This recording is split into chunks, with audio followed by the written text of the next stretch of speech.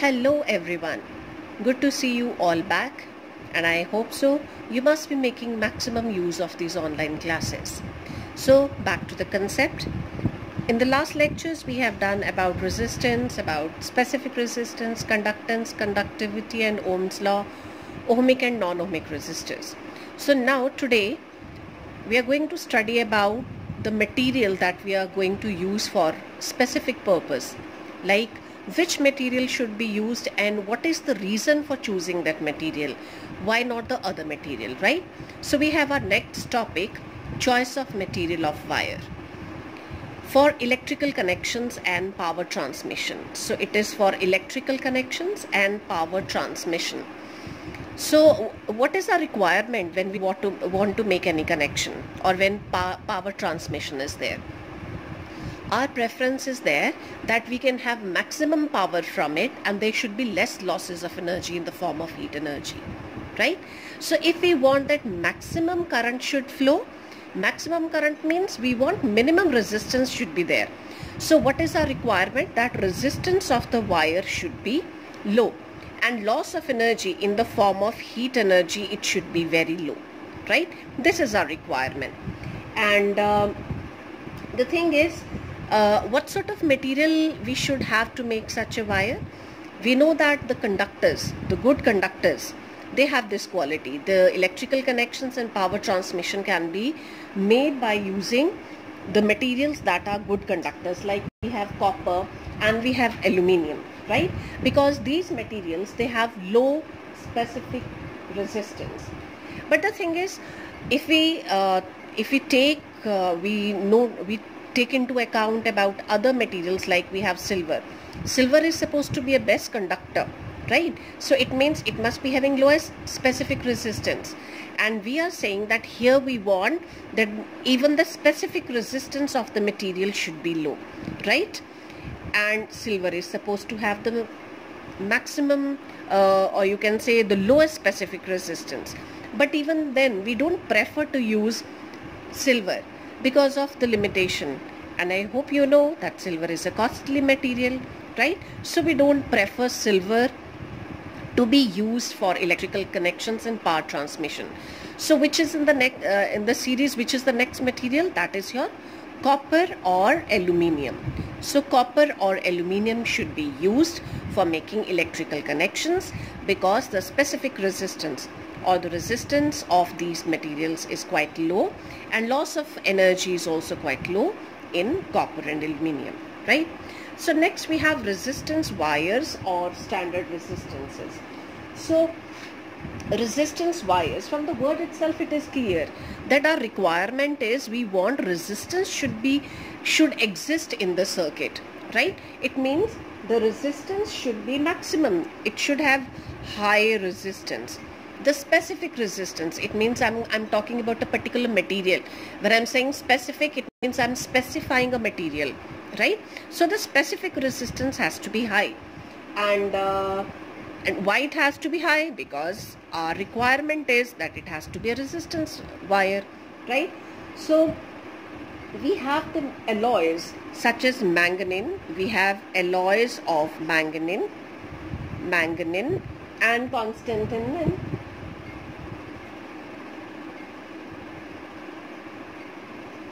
These can be used as a material for resistance wires, right? Next we have fuse wire. So fuse wire, you must have heard about fuse that we use in our household circuit. Fuse is supposed to be a safety device. This is a safety device, right? We want safety, that's why we install a safety device that is known as a fuse wire. So fuse wire actually has limitations of current. A limited amount of current should flow. It actually flow, right? A limited amount of current is allowed to flow through that, right? So that's why this is termed as a fuse wire. It means we actually want that if excess amount of current is flowing, excess amount of current, maybe overloading or maybe short circuiting is there, if excess amount of current is flowing, that wire should immediately melt so that no amount of current flows further and there is no damage to the gadgets connected, right? It means we want that resistance should be more. It should have more resistance, right?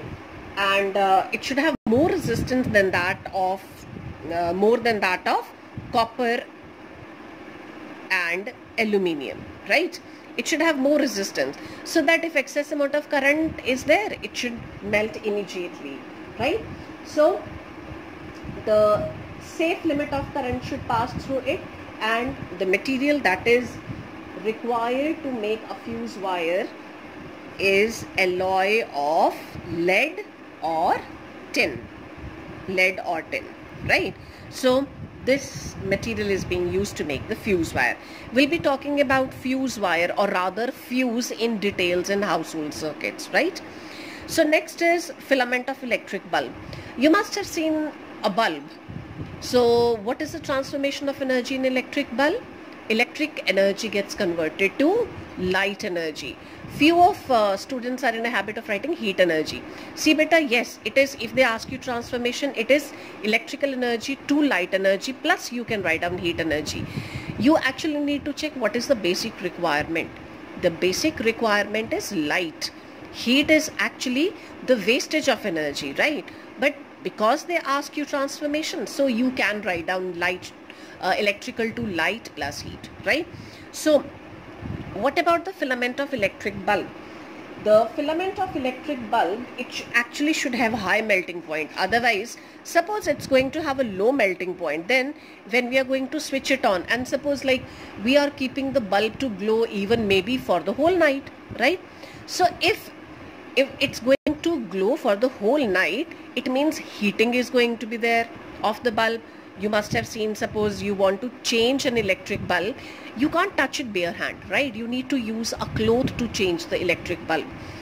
It means it gets sufficiently heated up.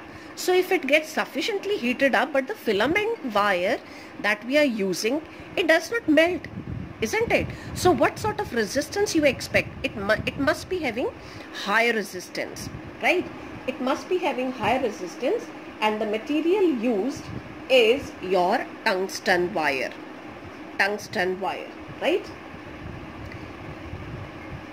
It should have high resistance so that its melting point is also high. Its melting point is also high, so that it does not melt immediately. It means suppose I just keep my bulb glowing for 2 to 3 hours and it gets sufficiently heated up that it gets melted. No, this is not the case, right? So we need to remember the resistance is high and the melting point is also going to be high for the electric bulb. So next we have our heating element in appliances. So heating element, you must have seen at your places about or your parent must be talking about that the gadget has gone out of order. Why that gadget has gone out of order? Because shopkeeper tells you iska element sad gaya, iska heating element sad gaya, right? That the heating element has gone, it has blown off or it has got damaged, right? So where actually we are using these heating elements, we are actually using in the appliances where actually we want to get large amount of heat energy withdrawn. Like we have oven, we have heater. Have you seen an element in an heater, right? So the heating element in appliance, what do you expect of resistance?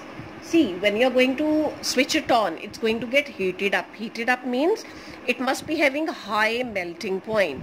High melting point, right? So high melting point, it means it must be, the resistance should be very high. It immediately should not get blown off, right?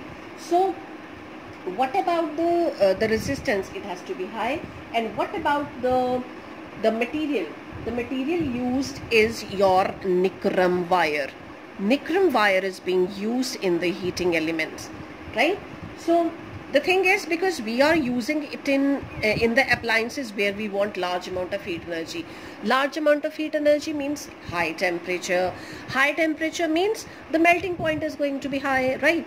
So the resistance has to be high for the material that is going to be used in the heating element in appliances, right? So now let's talk about so now next is whatever we have learned, we are going to apply those concepts, and we are going to solve for exercise 8A. It's on page number 187, and I'll be doing selected questions, right? So the very first question that I'm going to try is question number 2. So the things given I have already written, but I'm going to speak out the question again. A current of 1.6 milliampere, it means first of all we need to convert we need to put its value, and milli means 10 raised to power minus 3. So current becomes 1.6 into 10 raised to power minus 3 ampere. It flows through a conductor. If charge on an electron, they have given charge on electron to be minus 1.6 into 10 raised to power minus 19. But this minus 19 is not going to be shown in the calculation. It has no purpose in the solution part. Solution means in calculations we need not to worry about this minus part, because this negative sign is simply telling you that this is a negatively charged particle, right? So it is only telling you the nature of this particle. Fine. So we have this electron to the charge on electron to be minus 1.6 into 10 raised to power minus 19 coulomb.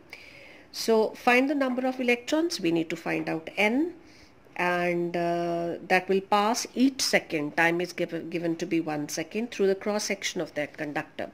So we have done, if you remember, quantum nature of charge we have done, right? And from there, if you remember, we got the formula I is equal to NE by T. If you remember, just recapitulation again, we have done Q is equal to NE plus minus NE. That is the quantum nature of charge, and we know that I is equal to Q by T from the definition. So if we substitute for Q, we'll be getting NE. So if I substitute the values, I'll be getting to find out n will be IT upon E, right? So we'll be getting 1.6 into 10 raised to power minus 3 into 1 upon into 1.6 into 10 raised to power 19, right? So it is minus 19. So I'll be getting answer n is equal to, on solution, I'll be getting 10 raised to power 16.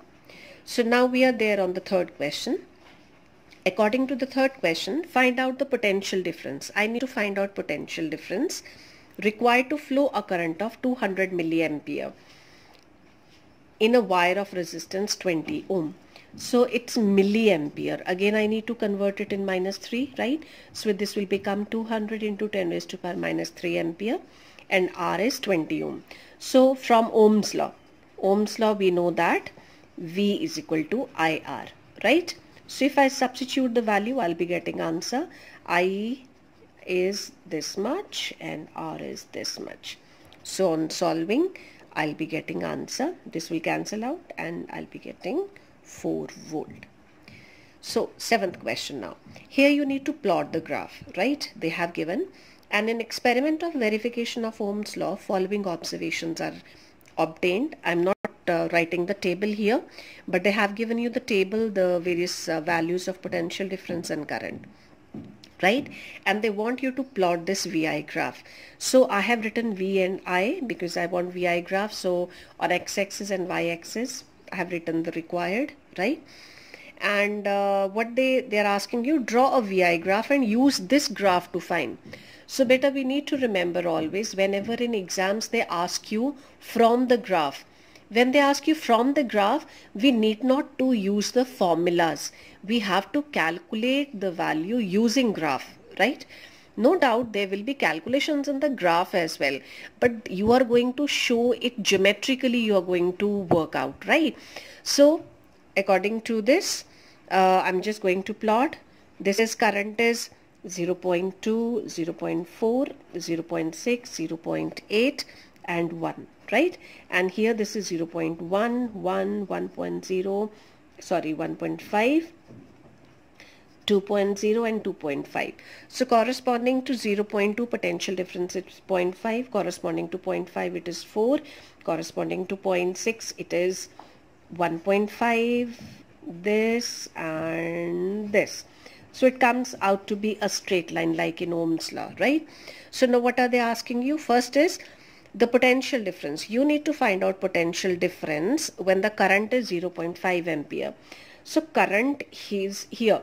0.5 means between 0 and 0.4 and 0.6, right? It means somewhat here it must be 0.5. So I'm going to just draw the corresponding, and this is 1.5, right? So approximately here I'll be getting between 1 and 1.5, right? So I need to find out potential difference when current is 0.5 ampere. So from graph I have shown you how to find out corresponding to current 0.5 ampere. Potential difference is between 1 and 1.5 lies 1.25 volt, right? Next is second part, the current. I need to find out now current when the potential difference is 0.75 volt. 0.75 lies between 0.5 and 1, right? Somewhere here and in the center. And I need to find out current corresponding to this. It means I need to draw this perpendicular on this. So if you check out from the graph, corresponding to this potential difference, current comes out to be in between 0.2 and 0.4. That is, it comes out to be 0.3 ampere, right? So now we are there on the third part, C part. They are asking you find out the resistance in circuit. C part, they are asking you need to find out resistance. So how to find out resistance? As I told you, from your VI graph, how to find out R? That is by finding out the slope, right? So how to find out the slope? Suppose I get the maximum value here and this is the maximum value, right? So from graph,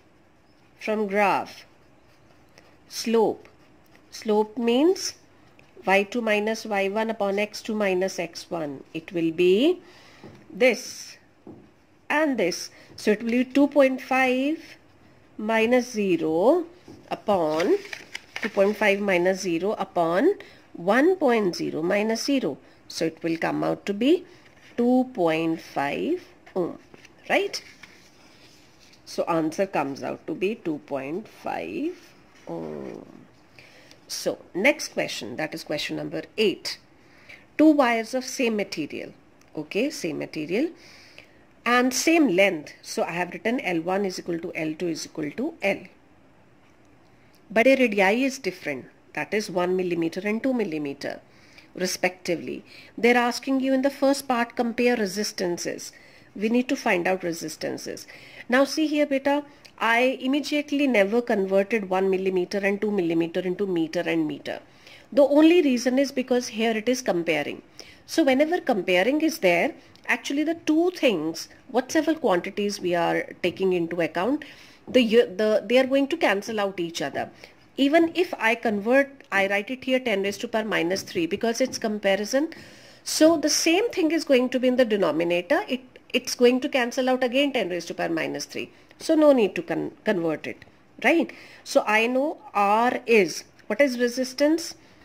It is rho L upon A, isn't it? Right? But they have written it is of same material. Same material means they are actually telling you that specific resistance is same. So I think this gives you the solution for second part, right? So for second part, rho 1 upon rho 2 is going to be 1 upon 1. That is, it comes out to be 1:1. Why? Because same material is there. So even if there is going to be change in the dimensions, it is not going to affect the specific resistance. Since specific resistance, it depends upon the material and not on the dimensions, right? So let's substitute here R1 upon R2. Rho is going to be same. We have already calculated to be 1:1. And what is L? L is again going to be same. And what is area? See here, this is the basic formula, but since comparison is there, I can write it this way, right? Rho 1 is same, rho 2 is same, L1, this is rho 2, this is going to be A1, A2, L2, right? So these are same. This is same, this will cancel out, same, same, same. So now what is A2? A2 means pi r square 2. This will be pi r1 square. This will cancel out. R2 they have given to be 2 millimeter. 2 square 1 square. So what is the ratio? They are not actually asking you, oh yes, sorry, they are asking you ratio only. So R1 is to R2 comes out to be 4 is to 1. So now I'm going to work on 11th question. According to 11th question, a wire of resistance 9 ohm having length 30 centimeter is tripled on itself. When you are going to triple a thing, right, the length is going to reduce by 3, but the area is going to be, it's going to be multiplied by 3. If you remember, if you have seen the video carefully last time, I actually gave you a demo. I showed you how it works, right, with the ribbon. So if length is 30 centimeter in the first case, and let me assume area to be A, length is reduced by 3 times, so area will multiply by 3 times. So we have the basic formula R1 upon R2, and since the same material is being used, it means it is going to have same resistance, specific resistance, that is rho 1 is equal to rho 2. Fine. So this will cancel out. I'm going to do it here only. This is L1 upon A1 into A2 L2. So let me substitute. What is A2? Sorry, L1 is 30, A2 is 3A, A1 is A, L2 is 10, right? What is R1? 9, and we want to find out R2. So if I cancel out, A will cancel out with A, this with this. So I'm going to have, here this will become 9 by 9. So it comes out to be 1 ohm, right? So same way, many questions are given here in the exercise. I would like you people to work on these numericals so that the concept is clear and you are more confident about the concept, right? So thank you all of you, and I hope you're going to enjoy the video and your numericals. Hope to see you next time, and there we'll be working on EMF, terminal voltage, and the internal resistance, combination of resistance, and all these concepts we'll be working. Till then, bye, take care.